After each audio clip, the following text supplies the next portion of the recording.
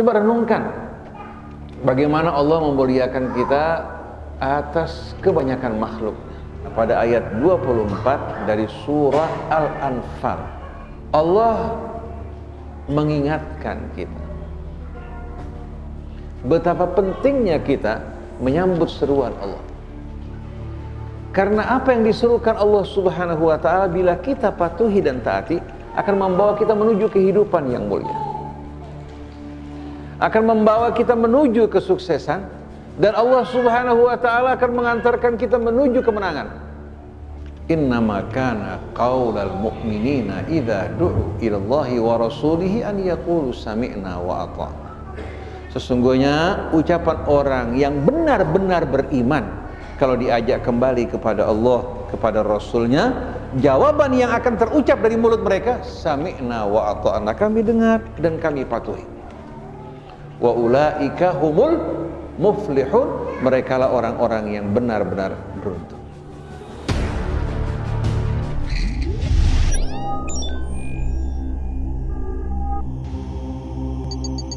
Rasil untuk Islam yang satu. Bismillahirrahmanirrahim. Alhamdulillahirabbil alamin. Hamdan katsiran thayyiban mubarakan fi kama yuhibbu rabbuna wa yarda. Allahumma shalli ala Muhammadin wa ali Muhammad. Kita baca bersama-sama. Rabbana atina min ladunka rahmatan wa hayyi lana min amrina rasyada. Rabbana zidna ilman wa alhiqna bis salihin. Amma ba'du. Para jamaah hadirin hadirat yang dirahmati, dicintai dan dimuliakan oleh Allah Subhanahu wa taala. Assalamualaikum alaikum warahmatullahi wabarakatuh. Kalau bukan karena rahmat dan kecintaan Allah kepada kita, tidak mungkin kita akan menikmati hidayah yang begitu mulia. Allah menunjukkan kita kepadanya, menunjukkan kebesaran keagungannya, juga memperkenalkan kita kepada rahmat dan kasihnya yang tak terhingga. Juga menunjukkan kita kepada Rasulnya, membimbing kita secara khusus dengan menurunkan kitabnya, memberikan kita akal, memberikan kita juga pengetahuan, menganugerahkan kita kesehatan dan kenikmatan yang bermacam-macam. Bukankah ini pertanda akan kecintaan dan kasih sayang Allah pada kita? Dan Allah muliakan kita dari kebanyakan makhluknya. Walaqad karramna bani Adam, walaqad karramna bani Adama wa hamalnahum fil barri wal bahri wa razaqnahum minat thayyibat wa faddalnahum ala katsirin mimman khalaqna tafdila. Kami benar-benar telah menganugerahkan kemuliaan yang tak terhingga bagi Bani Adam. Allah tidak mengatakan akramna, tapi karramna. Tapi beda antara akrama yukrimu dengan karrama yukarrimu takrima. Karrama menunjukkan bahwa kemuliaan yang Allah berikan itu bukan hanya dari satu sisi, dari berbagai macam sisi. Wazan fa'ala yufa'ilu taf'ilan, ya. Timbangan fa'ala yufa'ilu, ya, taf'ilan, diantara maknanya at-takfir. Contohnya khalata yakhlitu, mencampur. Tapi kalau khalata yukhallitu, ya, menunjukkan apa? Kalau khalata yakhlitu, mencampur di antara dua hal. Tapi kalau mengocok, ya, memix, namanya khalata yukhallit. Oleh karena itu mixer namanya khalata. Kalau qatala yaqtulu, membunuh. Kalau qatala yuqattilu, artinya apa? Pembantaian. Bukan hanya membunuh 1, 2 orang, 3 orang, tapi apa? Melakukan pembantaian. Nah, kata karrama yukarrimu takriman, Allah ingatkan pada kita kemuliaan yang Allah berikan untuk kita tak terhingga. Wa in ta'uddu ni'matallahi la tuhsuha. Bila kalian akan menghitung nikmat Allah, kalian tidak akan mampu menghitung. Coba renungkan bagaimana Allah memuliakan kita atas kebanyakan makhluk. Satu hari saya berziarah menuju Jabal Nur pada saat pemotongan hewan kurban. Saya lihat onta-onta yang tinggi berbaris berjalan. Di depannya seorang kecil, pendek, menggiring onta-onta yang tingginya Masya Allah.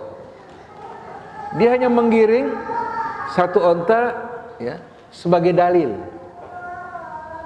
Yang lain iring-iringan onta dalam jumlah besar, tubuh mereka begitu tinggi menakutkan, ternyata ikut di belakangnya. Kalau seandainya Allah balik keadaannya dengan fisik dan tubuh onta, Allah berikan akal bagi seekor onta, kira-kira siapa yang akan digiring? Siapa yang akan ditunggangi? Siapa yang akan disembelih? Tapi Allah Subhanahu wa ta'ala tundukkan onta-onta tersebut. Begitu pula sapi-sapi, kerbau, sekian banyak hewan untuk melayani manusia. Itu bukan semuanya, salah satu nikmat. Tumbuh-tumbuhan yang tumbuh dengan izin Allah untuk melayani manusia. Lalu kecerdasan yang Allah berikan kepada kita untuk meramu berbagai macam ramuan, memasak berbagai macam masakan juga merupakan karunia dari Allah. Kesehatan yang Allah berikan untuk kita agar dapat menikmati semua ini dari Allah. Pandangan kita, pendengaran kita. Begitu pula Pak, indra rasa kita juga dari Allah Ta'ala. Oleh karena itu kita bertanya, mana yang bukan dari Allah? فَبِأَيِّ آلَاءِ رَبِّكُمَا تُكَذِّبَانِ. Mana wahai jin dan manusia dari nikmat-nikmat Allah yang kalian ingkari? Ketika sampai pada pertanyaan ini, kebetulan Nabi ketika membaca, rombongan jin mendengarkan ayat-ayat ini. Ketika pertanyaan diajukan kepada jin dan manusia, karena pertanyaan untuk dua ini, fabi ayyi ala'i rabbikuma tukadziban. Jin langsung menjawab, subhanaka rabbina la nukadzibu bi syai'in min ala'ika walakal hamd. Maha suci Engkau, kami sedikit pun tidak mendustakan nikmat-nikmat-Mu ya Allah, segala puji bagimu. Rasulullah berkata, kalian dikalahkan oleh bangsa jin yang mendengarkan. Ketika mendengarkan ayat ini langsung dia menjawab. Dibaca sambil diresapi. Nah kalau ibu tiap mendengarkan pertanyaan ini, ibu merasakan nikmat-nikmat Allah yang begitu banyak, ibu orang yang paling berbahagia dalam hidupnya. Sedangkan mereka yang lupa akan nikmat Allah selalu menuntut, selalu ingin mendapatkan tambahan, sedangkan yang ada padanya tidak pernah disyukuri, hingga dia tidak dapat menikmatinya. Karena apa? Di depan mata berbagai macam nikmat tidak dilihat, dia selalu mendambakan apa yang belum ada. Nah para jamaah hadirin hadirat yang dirahmati Allah, seingat saya pada bulan yang lalu kita mengkaji bersama-sama Nida'ullah lil mu'minin fi surat Al-Hujurat, seruan himbauan Allah untuk orang yang beriman dalam surah Al-Hujurat. Panggilan ini khusus untuk orang yang beriman, menunjukkan bahwa apa? Isi dari seruan tersebut merupakan kriteria ciri dari orang yang beriman. Apabila kita menyambut seruan Allah Subhanahu wa ta'ala, berarti kita menghiasi diri kita dengan kriteria kepribadian orang yang beriman, dan kita dimasukkan Allah ke dalamnya. Nah kita ingin mengaji dan belajar bukan hanya kita memperbanyak wawasan kita, bukan hanya sekedar untuk menghafal, membaca Al-Quran dengan suara yang indah, tapi ingin menyambut seruan Allah. Nah pada ayat 24 dari surah Al-Anfal, 24 dari suratul Anfal, Allah mengingatkan kita betapa pentingnya kita menyambut seruan Allah. Karena apa yang disuruhkan Allah Subhanahu wa ta'ala bila kita patuhi dan taati akan membawa kita menuju kehidupan yang mulia, akan membawa kita menuju kesuksesan, dan Allah Subhanahu wa ta'ala akan mengantarkan kita menuju kemenangan. Ya ayyuhalladzina amanu istajibu lillahi walirrasuli idza da'akum lima yuhyikum wa'lamu anna Allaha yahulu bainal mar'i wa qalbihi wa annahu ilaihi tuhsyarun wattaqu fitnatan la tusibanna alladhina zalamu minkum wa'lamu anna Allaha syadidul iqab. Shadaqallahul azim. Nah, renungkan ibu-ibu sekalian, bapak-bapak, seruan Allah di sini. Wahai orang yang beriman. Ini panggilan ya, ditujukan untuk orang yang beriman. Tidak menunjuk kepada satu bangsa, satu suku, satu warna kulit, tapi khusus untuk orang yang beriman. Berarti siapa saja, apapun sukunya, bangsanya, warna kulitnya, apabila dia termasuk dari orang yang beriman dan pengakuannya dengan sendirinya datang dari Allah, bukan dari kita, bukan dari kita, tapi kita diakui sebagai orang yang beriman. Dan untuk mengenali siapa yang beriman, Allah tunjukkan kriteria dan kepribadiannya. Ya ayyuhalladzina amanu stajibu lillahi walirrasuli idza da'akum lima yuhyikum. Wahai orang yang beriman, istajibu. Allah tidak mengatakan ajibu. Tidak mengatakan ajibu. Kalau ajibu menjawab, menyambut. Tapi kalau istajibu maknanya benar-benar apa? Lebih dalam lagi. Ahabba yuhibbu artinya mencintai. Kalau istahabba yastahibbu menunjukkan arti kecintaan yang amat mendalam hingga apa? Membuat fokus perhatiannya tertuju ke sana. Nah, alladzina yastahibbunal hayatad dunya 'alal akhirah, mereka yang benar-benar amat mencintai kehidupan dunia dan seluruh pikirannya tertuju ke sana hingga melupakan akhirat. Kalau ahabbahnya menunjukkan cinta, tapi kalau istahabba menunjukkan arti yang lebih dalam. Begitu juga istajibu. Falyastajibu li wal yu'minu bi la'allahum yarshudun. Jadi wahai orang-orang yang beriman, hendaklah kalian benar-benar berjuang, berusaha untuk menyambut seruan, ajakan, bimbingan dan petunjuk Allah. Dikala mengajak kalian lima yuhyikum, dikala mengajak kalian apa? Kepada apa yang akan membawa kemuliaan dalam kehidupan kalian. Kita semua makhluk hidup kan? Kita makhluk hidup. Kalau diartikan terjemahannya secara harfi, sambutlah seruan Allah dengan bersungguh-sungguh apabila mengajak kalian untuk kehidupan kalian. Di sini bukan artinya hanya sekedar kehidupan, tapi kehidupan dalam arti yang mulia dan sempurna. Karena manusia yang tidak beriman, manusia yang ingkar, walaupun dia hidup sama dengan orang mati. Maka Allah sebutkan, Al-Quran ini perannya liyundira man kana hayyan wa yahiqqal qawlu alal kafirin, untuk memberikan peringatan kepada mereka yang hidup, yang mau berfikir, yang berakal, yang mau beriman. Adapun mereka yang tidak menyambut seruan Allah, yang tidak berakal, orang-orang yang mati walaupun mereka hidup. Nah, jangan sampai kita termasuk orang-orang yang mati padahal kita masih hidup.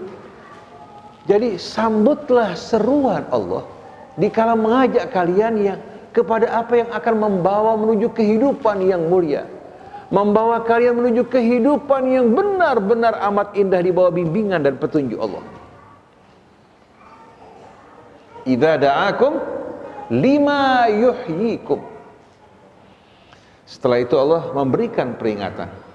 Wa'lamu annallaha yahulu bainal mar'i wa qalbi. Ketahuilah sesungguhnya Allah kuasa untuk merintangi, menghalangi antara seseorang dengan hatinya. Maksudnya apa?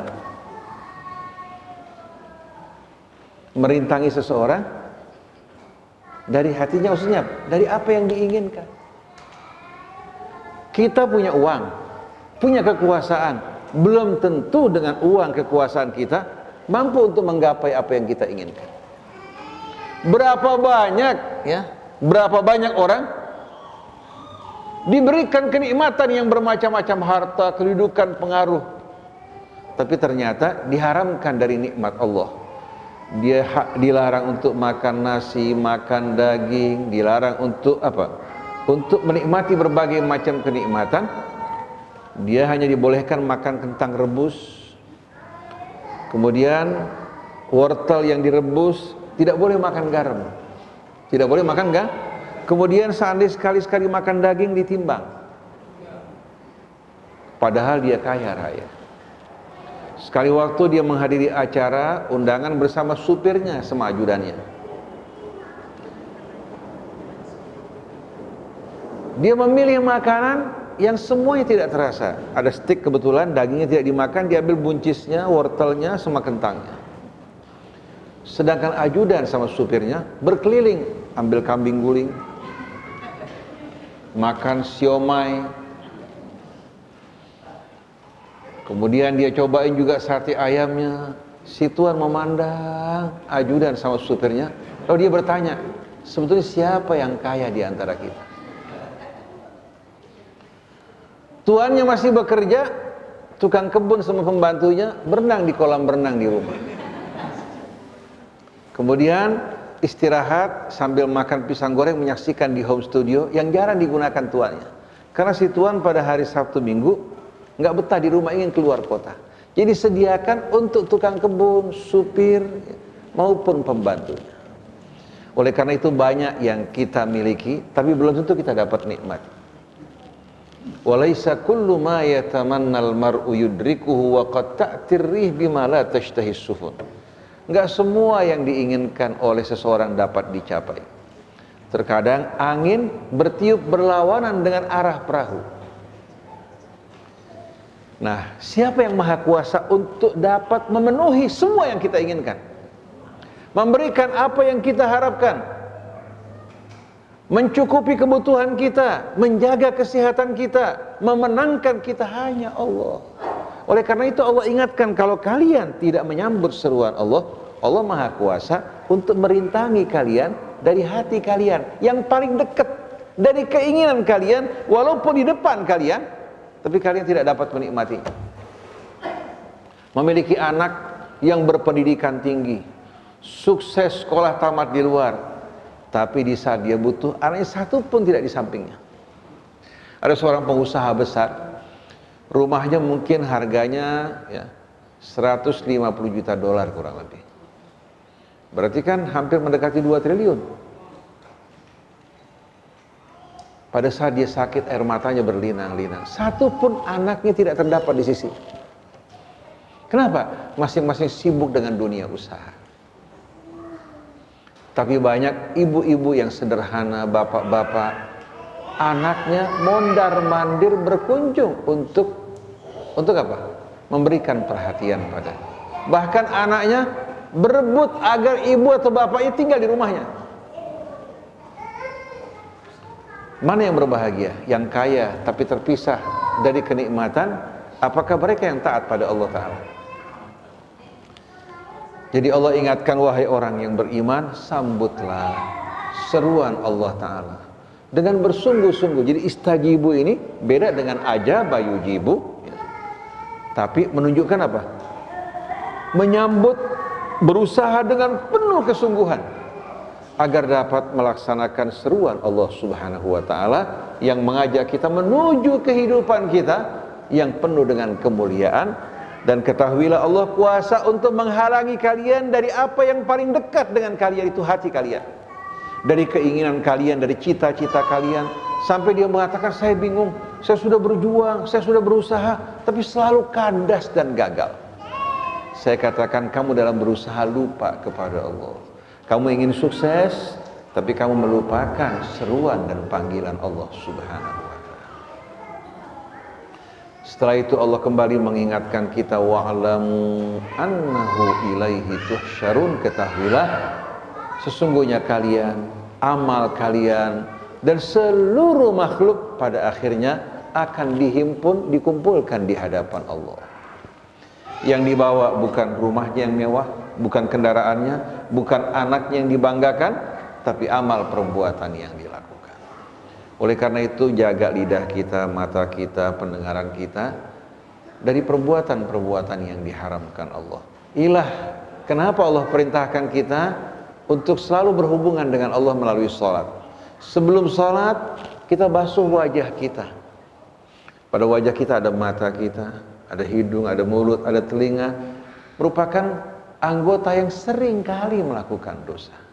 Kemudian kedua tangan kita yang merupakan alat usaha kita agar membersihkan diri dari apa yang diharamkan Allah. Kemudian menyapu rambut kita dengan harapan Allah membersihkan pikiran kita agar selalu fokus pada hal-hal yang baik, hingga hati kita pun terjaga kebersihan.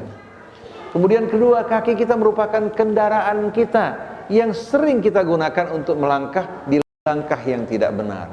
Dengan bersuci, dengan niat-niat tadi, dengan harapan agar Allah Subhanahu wa ta'ala mensucikan kita sebelum kita berhadapan dengan Allah. Setelah itu Allah Subhanahu wa ta'ala kembali mengingatkan kita ancamannya, bahaya orang yang tidak menyambut seruan Allah. Wa'lam wattaqu fitnatan la tusibannal ladzina zalamu minkum khassah. Waspadalah, hati-hatilah kalian dari fitnah. Allah tidak menyebutkan azab, tapi Allah gunakan kata fitnah. Fitnah ini amat mengerikan. Fitnah dalam bahasa Arab di sini bukan berarti mengadu domba. Kalau dalam bahasa Arab, mengadu domba yang sering kita gunakan dengan kata fitnah itu namimah.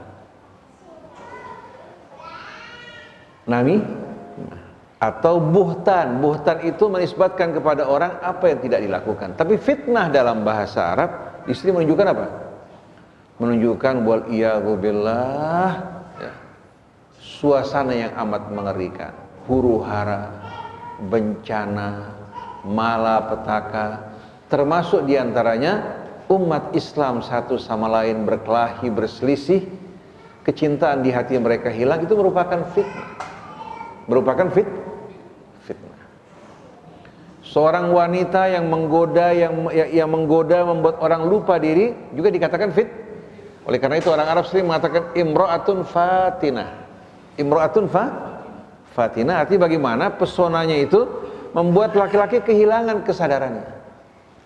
Oleh karena itu dikatakan bahwa wanita merupakan anak-anak juga merupakan fitnah. Innama amwalukum wa auladukum, disebabkan karena anak orang menyimpang dari kebenaran. Abul Harith al-Muhasibi mengatakan yuftanu adz-dzahabu bin-nar wa yuftanul mu'min bil bala. Kalau emas diuji dengan apa? Dengan api, manusia diuji dengan apa? Dengan cobaan.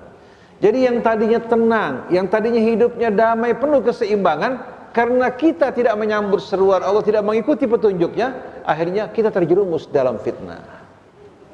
Terjerumus dalam fitnah. Dalam kemelut, dalam kebingungan, dalam keresahan, dalam kerusuhan, semua akibat dari ulah perbuatan kita.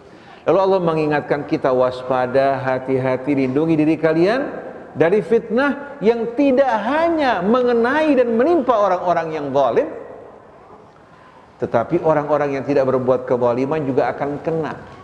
Karena mereka berdiam, berpangku tangan, tidak mengajak kepada yang ma'ruf, mencegah dari yang mungkar, mereka acuh tak acuh, tidak peduli. Akhirnya begitu fitnah datang, mereka juga terkena. Bukan karena Allah berbuat zalim, tapi mereka juga ikut andil dengan mendiamkan yang mungkar hingga yang mungkar merajalela. Jadi ibu kalau melihat yang mungkar, jangan ibu diam. Kalau ibu nggak mampu bicara, ibu keluar dari majelis, hingga kalau fitnah atau azab datang, ibu terhindar dari fitnah tersebut. Wattaqu fitnatan la tusibanna alladzina zalamu minkum khassah. Kemudian wa'lamu annallaha syadidul iqab. Ketahuilah sesungguhnya Allah maha pedih, maha dahsyat siksanya. Nah, kita ketika mendengarkan seruan Allah dalam suratul Hujurat, mengajak kita untuk tidak melangkahi Allah, tapi selalu kembali kepada Allah terlebih dahulu sebelum kita melakukan pekerjaan kita. Mengajak kita tidak mengangkat suara kita di hadapan Rasulullah SAW, bukan hanya pada masa hidupnya, tapi setelah wafatnya pun Rasul masih hidup dalam jiwa kita. Seruan dan ajakannya harus kita junjung tinggi dan kita hormati. Tapi kalau kita menolak hadis, bukan menolak Rasulullah, karena kita tidak meyakini bahwa itu merupakan hadis dari Rasul, tapi yang sesuai dengan Quran, yang sejalan seiring dengan irama, baru kita yakini bahwa itu merupakan sunnah Rasul. Saya ingin memberikan paling tidak buat para jamaah sekalian masukan dan juga tolok ukur. Pada masa sahabat Nabi, kalau ada orang mengatakan sami'tu Rasulullah atau qala Rasulullah di hadapan orang seperti Abu Bakar, Umar dan sahabat yang lain, apa yang dilakukan?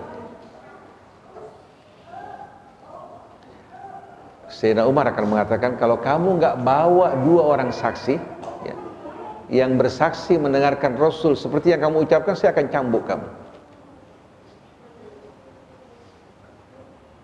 Padahal yang berbicara sahabat langsung.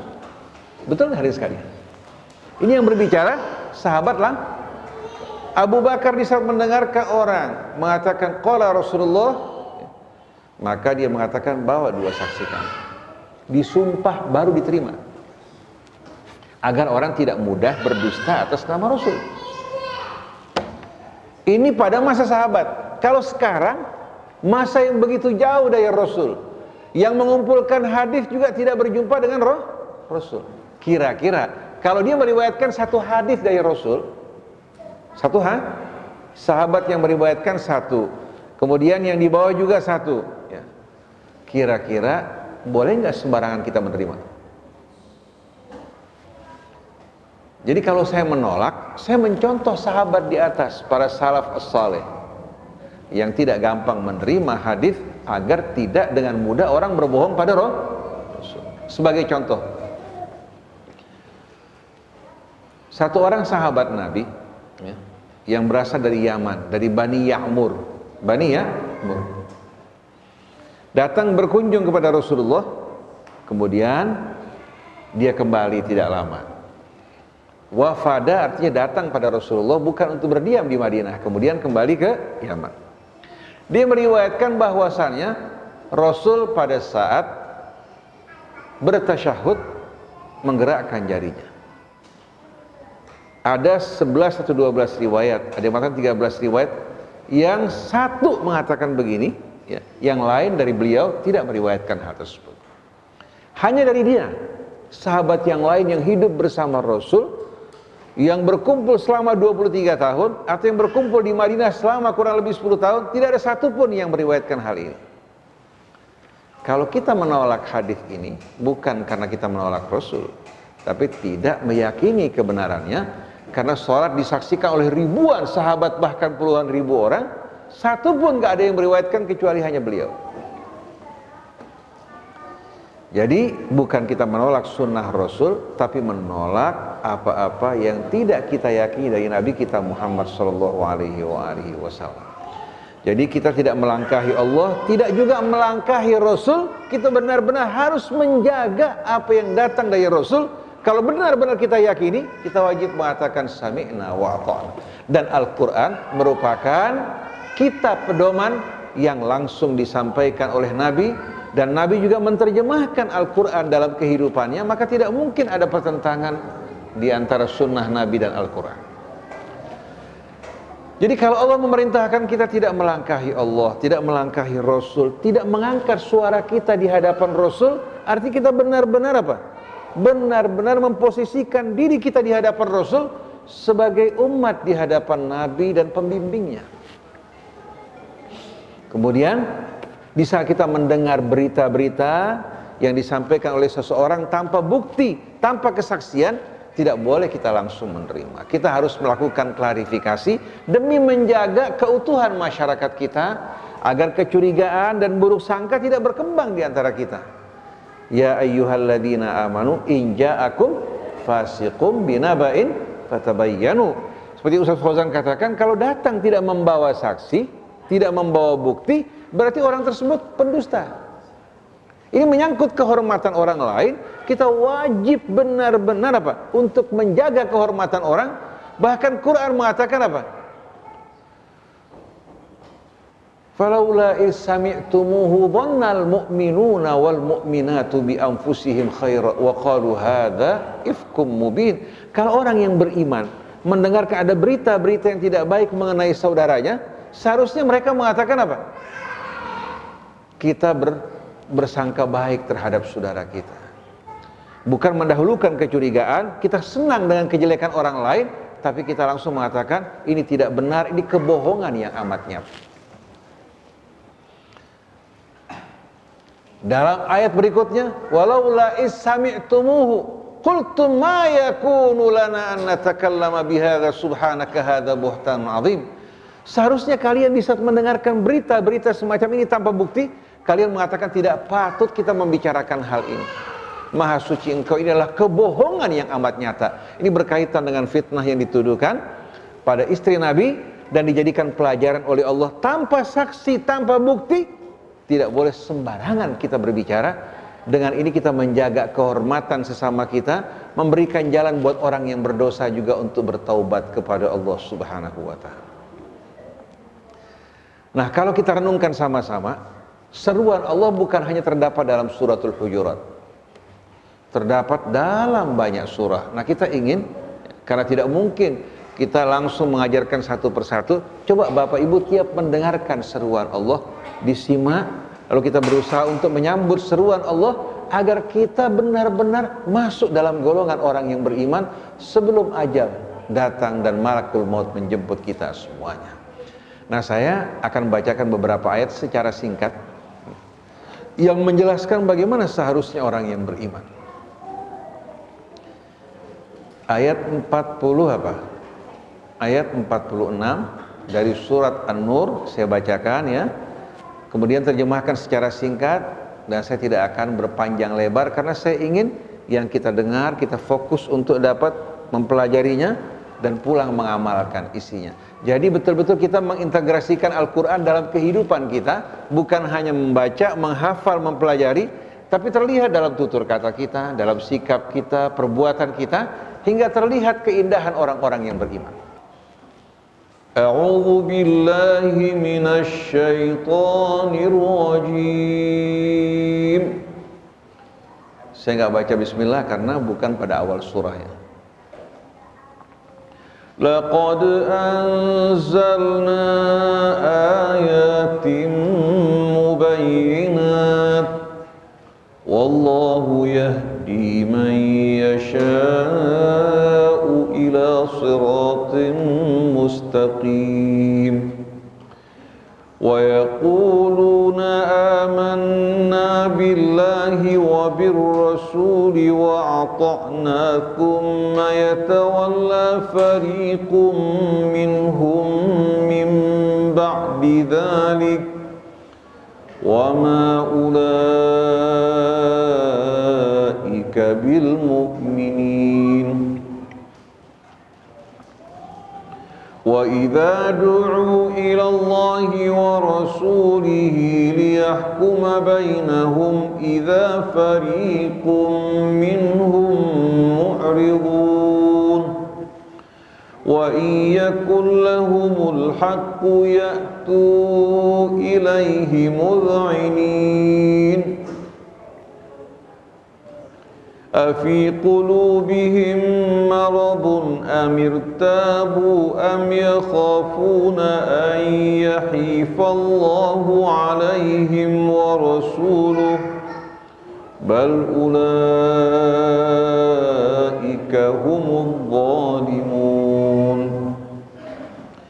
إنما كان قول المؤمنين إذا دعوا إلى الله ورسوله ليحكم بينهم أن يقولوا سمعنا وأطعنا وأولئك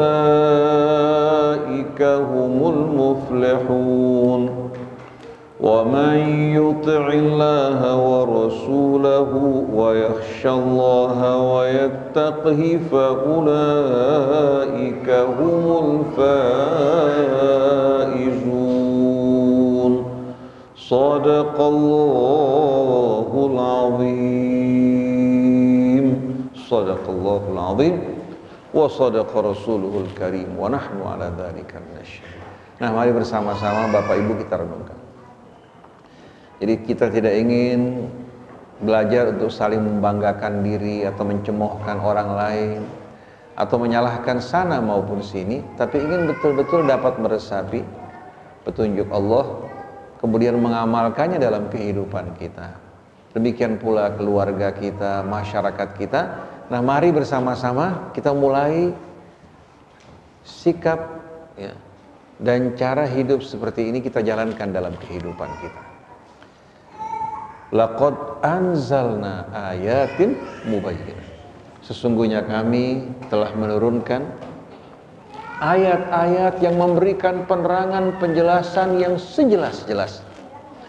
Kata bayyana yubayyinu diambil dari bana yabin, yang menjelaskan apa?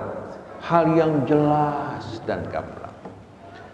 Bayyinah merupakan bukti ya.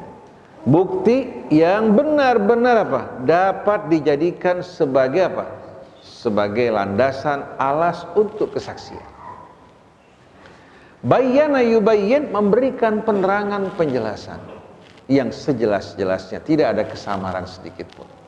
Sesungguhnya kami telah menurunkan ayat-ayat yang memberikan penerangan penjelasan yang sejelas-jelasnya.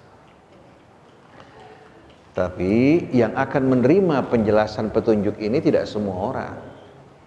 Kalau kekayaan, orang yang beriman ada yang diberikan kekayaan, orang kafir juga banyak, bahkan yang lebih kaya dari orang-orang yang beriman. Saksikan coba para Taipan, dibandingkan orang-orang Islam kaya mana? Tetapi petunjuk tidak diberikan bagi setiap orang. Hanya orang yang menghargai petunjuk tersebut, orang yang menghormatinya, yang mau menyambut seruan Allah, ini yang akan mendapatkan petunjuk. Innama tundiru manittaba'a dzikra wa khasyar rahmana bil ghaib. Sesungguhnya peringatan kamu hanya akan diterima oleh orang yang mau mengikutinya dan takut kepada Allah. Bukan hanya di hadapan manusia, jauh dari mata manusia pun sikapnya tidak berbeda. Dia benar-benar takut kepada Allah yang Maha Pemurah. Jadi kami telah menurunkan ayat-ayat yang memberikan penerangan yang sejelas-jelasnya, tapi wallahu yahdi man yasha ila siratin mustaqim, tapi Allah akan memberikan hidayah bagi siapa yang dikehendaki ke jalan yang lurus. Kehendak Allah beda gak sama kehendak kita? Beda gak ibu? Kalau kehendak kita dipengaruhi cinta, benci, kepentingan, keuntungan, juga tertindas oleh rasa takut, hingga kalau kita menginginkan sesuatu belum tentu benar. Tapi kalau kehendak Allah, nama-namanya menunjukkan dia maha bijaksana, maha adil, pengasih, penyayang. Di saat Allah memberikan petunjuk untuk seseorang, dengan kita yang memberikan petunjuk beda enggak? Kalau kita diberikan kekuasaan, memberikan petunjuk, siapa yang kita akan berikan? Keluarga kita apa orang lain? Jujur, kalau saya diberikan kekuasaan, saya pengen dong anak saya, keluarga saya, ya, orang yang saya cintai, lebih dulu mendapatkan petunjuk. Ini berharga luar biasa. Tapi kalau Allah, dia memperlakukan hambanya dengan adil. Walaupun seorang yang dari Habasyah hitam, legam seperti Bilal, diberikan hidayah. Salman dari Persia diberikan hidayah. Tapi Abu Lahab, paman Nabi, Abu Jahal, yang merupakan kaum Quraisy sama dengan Nabi, Al-Walid ibn Mughirah, enggak diberikan hidayah. Jadi jangan pernah kita bangga diri dengan asal-usul kita, dengan ilmu kita, karena banyak ulama yang kelak akan menjadi hatabu jahannam, bahan bakar api neraka, wal iyadzu billah. Jadi Allah yang akan memberikan hidayahnya bagi siapa yang dikehendaki ke jalan yang lurus. Nah, kehendak Allah jangan samakan sama kehendak kita. Akhirnya orang beranggapan, apa artinya kita usaha kalau Allah nggak menghendaki memberikan petunjuk buat kita? Kamu anggap Allah sama dengan kamu? Allah, kalau kamu ingin kenal Allah, lihat coba asma'nya, semuanya menunjukkan apa? Menunjukkan arti yang amat indah. Tidak mungkin Allah akan menyesatkan orang yang bersungguh-sungguh menyambut seruan Allah. Tidak mungkin Allah menyesatkan orang yang mengikuti petunjuknya. Tapi yang sombong, yang ingkar, yang bangga diri, orang seperti ini dijauhkan dari rahmat Allah. Seperti iblis. Dia diciptakan Allah, dimuliakan oleh Allah, kumpul bersama para malaikat. Waktu diperintahkan Allah, dia mengatakan, ana khairun minhu. Ana khairun. Ana ini melahirkan ananiyah. Tahu ananiyah enggak? Keakuan. Oleh karena itu orang yang beriman kalau ingin menjadi orang yang merdeka harus keluar dari ananiyahnya. Ananiyah ini yang bisa menjerumuskan orang ke dalam penyimpangan. Karena kecintaan pada si aku, pada keluargaku, anakku, istriku, bangsaku, akhirnya dia menentang kebenaran.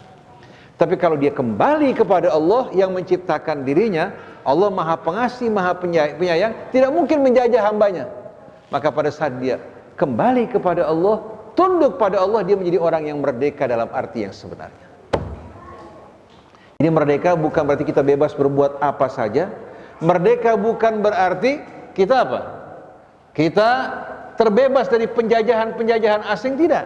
Karena negeri kita walaupun tidak ada sama sekali apa? Tentara asing yang berkuasa di negeri kita, bangsa kita bisa memperbudak kita, bisa menganiaya kita. Bahkan kita tidak merasa bahwa mereka sebagai penjajah. Kenapa? Karena mereka sebangsa setanah air dengan kita.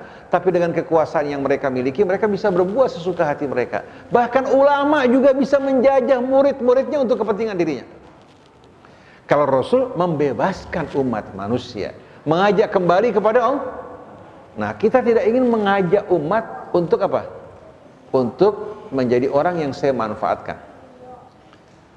Bukan menjadi pengikut saya. Saya bersama para jamaah berjalan menuju Allah Subhanahu wa ta'ala. Nabi mengajak kepada Allah, mengajak ke jalannya.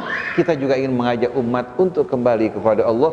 Ud'u ila sabili rabbika.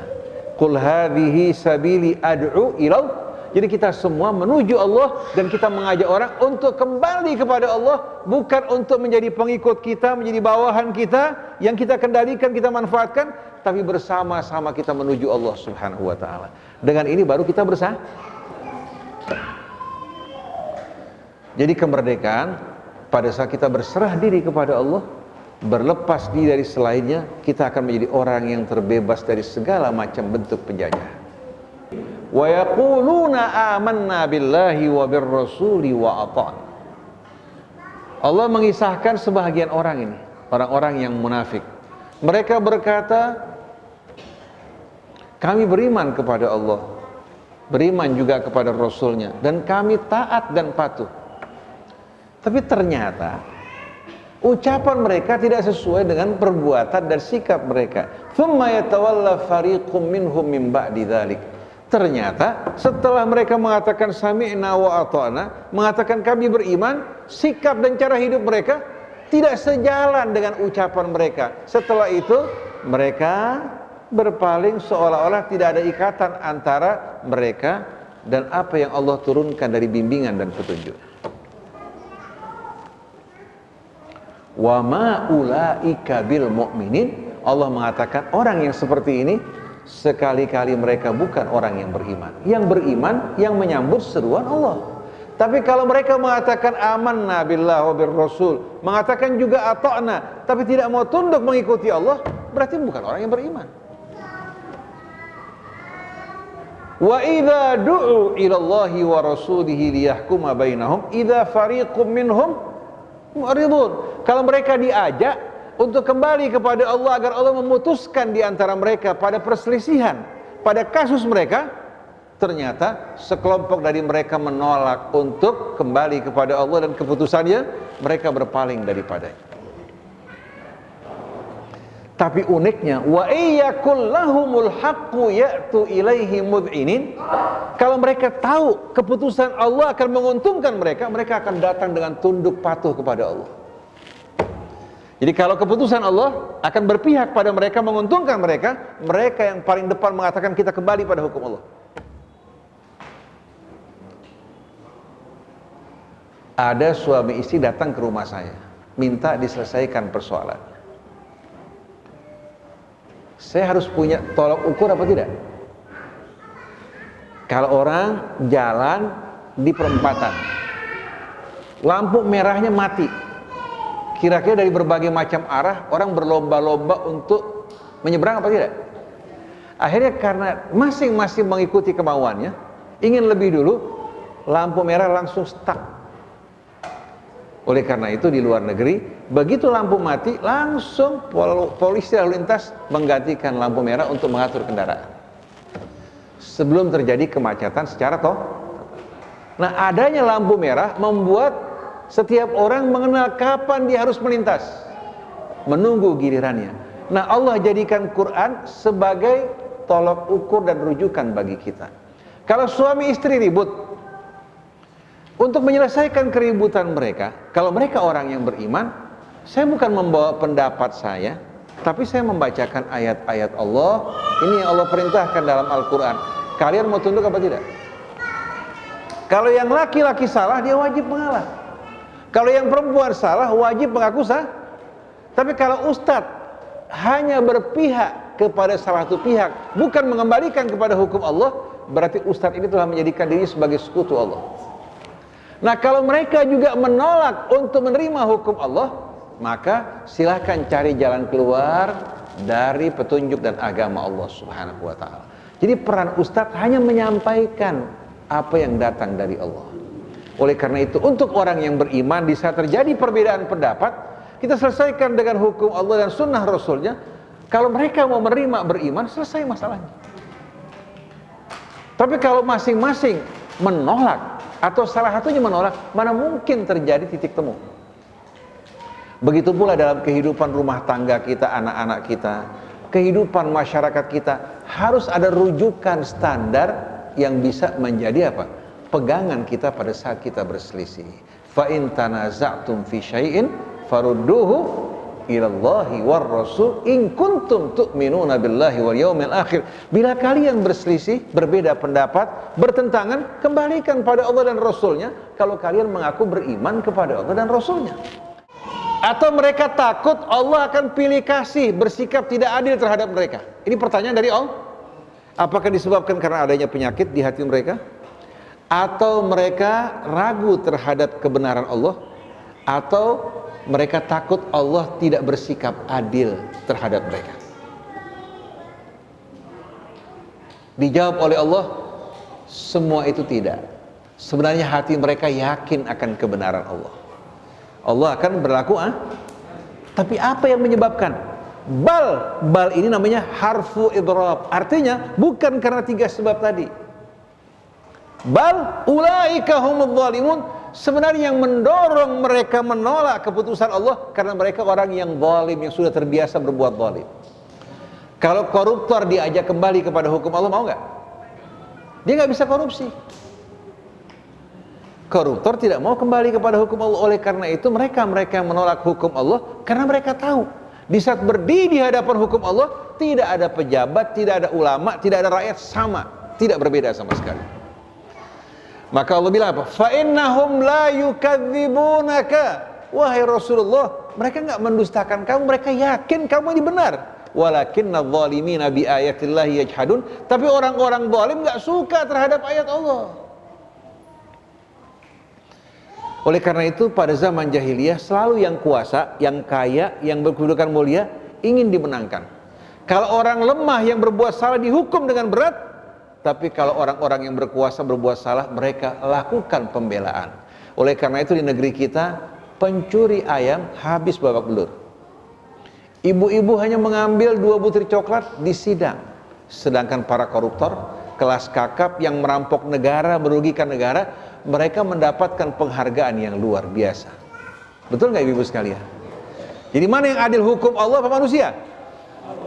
Nah, kalau ada ulama tidak adil, bukan karena kembali pada hukum Allah, ulamanya kong kali kong bersama orang-orang yang zalim. Oleh karena itu, untuk membuktikan kebenarannya, kembali pada Quran. Jangan kembali kepada yang lain, kembali kepada Al-Quran, akan terlihat mana yang zalim, mana yang adil. Oleh karena itu, Bapak Ibu mungkin pernah mendengar ya, Hasan dan Husain lagi bermain membangun gundukan pasir. Kan biasa kan zaman dulu kita masih kecil bikin rumah-rumahan kan? Bikin rumah-rumahan. Sayyidina Ali lewat melihat Hasan Husain bermain bersama teman-teman yang masih kecil ya, membangun rumah-rumahan dari pasir. Tahu-tahu temannya bertanya kepada Hasan Husain, mana bangunan yang lebih baik? Bangunan saya atau bangunan fulan? Sayyidina Ali begitu melihat, mendengar tersebut, langsung dia berkata pada apa? Hasan Husain, ingat, wahai Hasan dan Husain, hadza hukmun, ini keputusan, wa anta mas'ulun amamallahi anhu. Kamu bakal ditanya di hadapan Allah. Ini masih kecil. Keputusannya untuk memutuskan mana yang lebih bagus, bangunan fulan, bangunan fulan. Untuk anak yang bermain-main, tapi dibiasakan untuk berlaku adil. Nah, kalau kita bisa mendidik anak kita seperti ini, kita orang yang beruntung dan bahagia. Jangan karena kita suka yang satu, kita karena lebih tampan, kulitnya lebih putih, kita bela dia walaupun salah. Atau karena dia mirip dengan kita, yang satu nggak mirip dengan kita. Atau seorang ibu punya anak, kebetulan sering ribut sama suaminya. Anaknya yang satu mirip bapaknya. Jadi selalu kalau kesal sama bapaknya, anak jadi lampiasan kemarahan dia. Sedangkan yang dibela yang mirip dengan dia. Boleh enggak? Kalau ibu memperlakukan anaknya seperti ini, wal iyadzubillah, ini dosa yang amat besar yang bisa merusak jiwa anaknya. Begitu juga suami punya istri lebih dari satu, dia perlakukan dengan cara yang tidak adil, maka dia akan bertanggung jawab di hadapan Allah Subhanahu wa taala. Nah, selanjutnya sebagai penutup, innama kana qaulal mu'minina idza du'u ilallahi wa rasulihi an yaqulu sami'na wa ata'na. Sesungguhnya ucapan orang yang benar-benar beriman kalau diajak kembali kepada Allah, kepada Rasulnya, jawaban yang akan terucap dari mulut mereka, sami'na wa ata'na, kami dengar dan kami patuhi. Wa ulaika humul muflihun, merekalah orang-orang yang benar-benar beruntung. Muflihun dalam bahasa Arab diambil dari kata apa? Al-fallah, seorang petani. Filaha itu pekerjaan seorang petani. Kalau aflaha, petani yang menghasilkan panen yang baik dari apa-apa yang ditanam.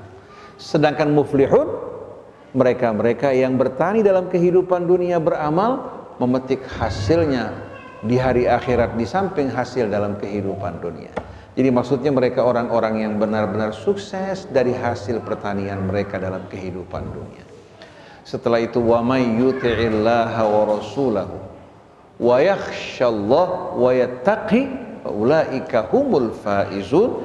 Siapa yang mentaati Allah dan Rasulnya, wa yakhshallah, dan takut pada Allah, wa yattaqi, dan bertakwa padanya. Ini menunjukkan takwa sama takut beda. Takut pada Allah dan bertakwa padanya. Dari takutnya kepada Allah, dia menjaga pesan-pesan dan perintah Allah dengan sebaik-baiknya. Semata-mata karena Allah, merekalah orang-orang yang benar-benar apa? Sukses melintasi ujian kehidupan dunia. Karena faza yafuzu, melintas. Melintasi jembatan juga faz. Jadi faizun di sini orang yang sukses melintasi ujian dalam kehidupan dunia. Itu orang yang taat pada Allah, Rasulnya, takut pada Allah dan bertakwa padanya. Semua kembali kepada nilai-nilai yang umum yang dapat diraih oleh setiap orang tanpa melihat bangsanya. Jadi kemuliaan bukan karena bangsa, bukan karena nasab, tapi karena nilai-nilai yang tadi disebutkan oleh Allah Subhanahu wa taala. Jadi Bapak Ibu punya kesempatan yang sama untuk menjadi orang-orang yang dimuliakan oleh Allah selagi kita bertakwa dan memuliakan apa yang datang dari sisi Allah. Demikian para jamaah sekalian, saya ingin ayat-ayat tadi dibaca di rumah. Begitu pula ayat 24, 25 dari suratul Anfal, kemudian menjadi pegangan buat kita untuk memahami seruan-seruan Allah yang begitu banyak yang terdapat dalam Al-Quran. Subhanakallahumma wa bihamdik, asyhadu an la ilaha illa anta, astaghfiruka wa atubu ilaik, wal afu minkum, wassalamu alaikum warahmatullahi wabarakatuh.